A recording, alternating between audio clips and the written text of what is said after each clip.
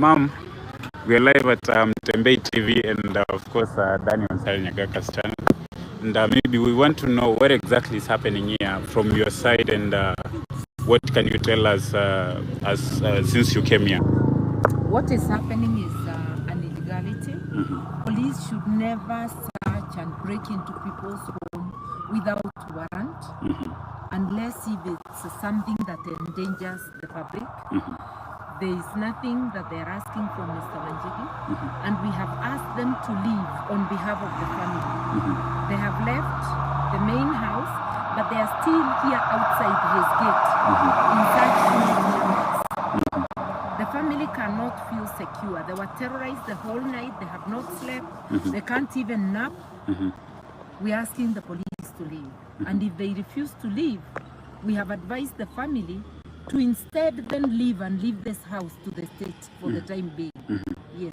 We saw yesterday they said that there were evidence that were collected from the car, and of course they left last night saying that they don't have any evidence, and today in the morning they've come again, but they found new evidence. What can you say about it? The evidence that they planted at night. They entered the house at between 4 and 5 a.m. when everybody was sleeping. Disconnected the electricity so that the CCTV could not work. Disabled the internet so that there can be no communication.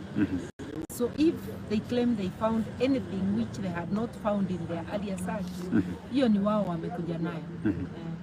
And maybe perhaps because we've seen what is happening, and from your take, is this political? Is this? It is political, and it's the lawlessness that obtains in the Ruto regime.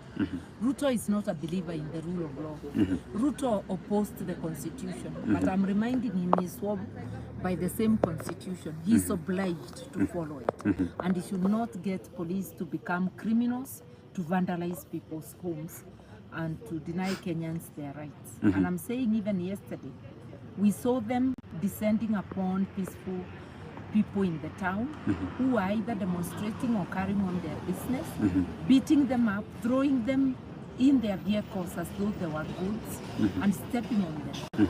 This harassment must stop. This intimidation is a campaign of intimidation to take away people's voices so that people may stop complaining about the unconstitutionalities in the Ruto administration.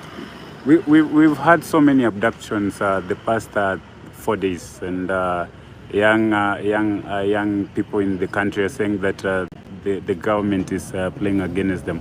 What can you say? Because I know you have experience in this kind of game that is being played. What can you say about it? It's a campaign of intimidation, abductions, murder, injuries, and even harassment of people in their homes, like Mr. Wanjigi, arbitrary arrests. All these are tactics of a dictator. But I'm telling William Ruto, Bashir of Sudan had one of the largest and renowned armies. He still fell. In Egypt, after Tahrir Square, the regime still fell. No dictator, even communist China, after Tiananmen Square, the regime had to change. In history, no dictator has ever succeeded over the people. So it's a question of when, not if. The best thing he can do for himself is to obey the constitution and the law, and to heed the people's demands. Yesterday, Honorable Jimmy Wanjigi, maybe the last question. Yesterday, the Honorable Jimmy Wanjigi went out to support agencies, and he openly said that he's supporting whatever they are doing. Maybe from your take, what are you supporting whatever they've been doing, and what do you think should be the end game? I've already been on record, and I was on Citizen TV, and I said so. And I went to Mudibengu yesterday. I was out there, and police were more than the people. They were denying people entry to town. They were in every corner, and any place they saw more than 10 people, they were lobbing tear gas. They actually lobbed tear gas where I was standing. Yeah. So these are all intimidation tactics to prevent people from exercising their rights. And nobody is going to stop. This intimidation will not work. So to Kenyans, let's not give up. It's our country.